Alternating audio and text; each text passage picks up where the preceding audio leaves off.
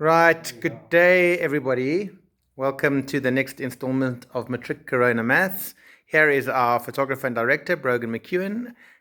He doesn't have too much to do, but his poor younger sister, who's at Rodine, is unfortunately caught up working.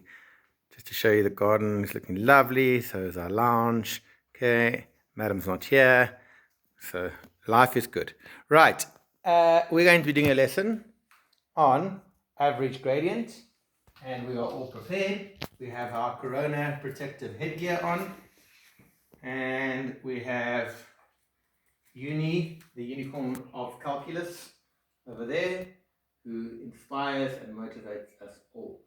Right, what we shall be doing this lesson is the average gradient. Again, I would take notes from here before I do the answer.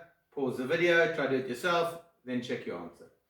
Okay, so the topic is the average gradient between 2 points on a curve or on a function.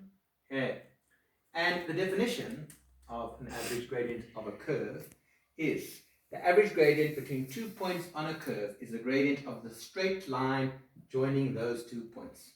So that's your fundamental definition. It's not particularly difficult. So, in example 1, we've got the function f of x is equal to x squared plus 1, which is drawn over there.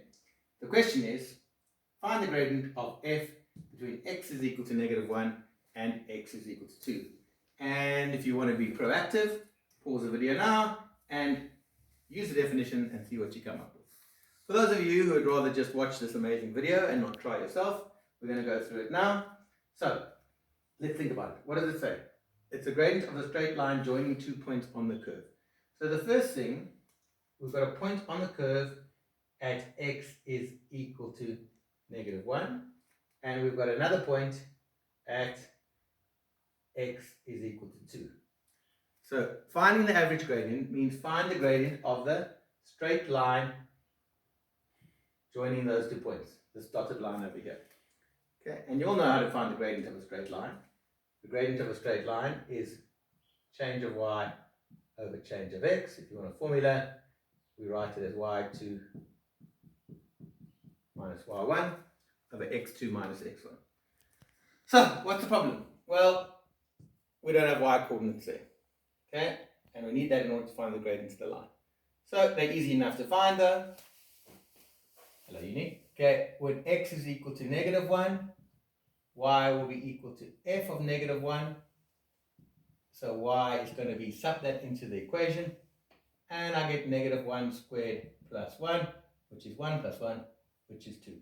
So in other words, the point we've got here is negative 1, 2. Okay?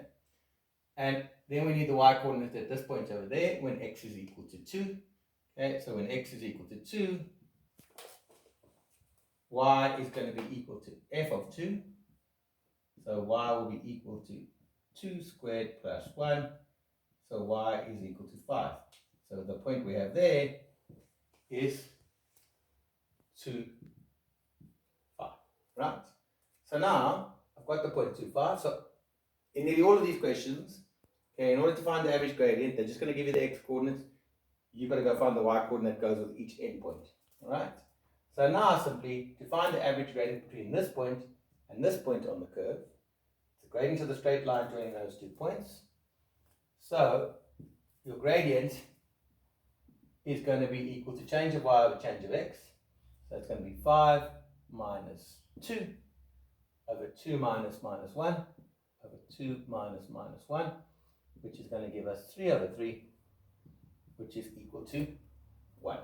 Okay, and you can see you've gone 3 across, 3 up, change of y over change of x will be equal to 1.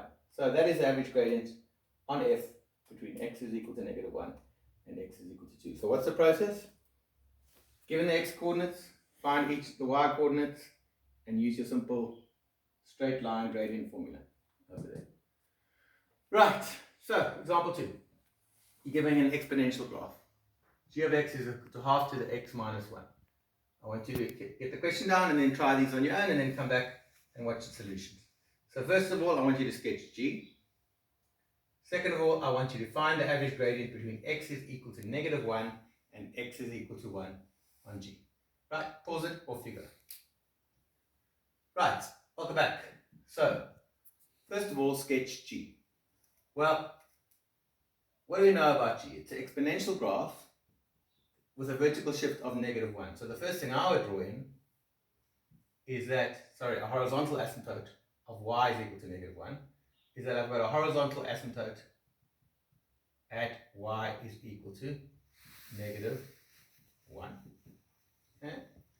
Then to draw an exponential graph, I always get a rough idea of the shape by subbing in these 3x values into the equation.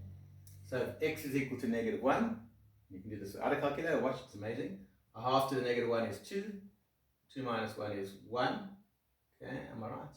Yes, half to the -2 minus 1, 1. A half to the naught is 1, 1 minus 1 is naught, and a half to the 1 is a half minus 1 is negative, half minus 1 is -0.5, okay.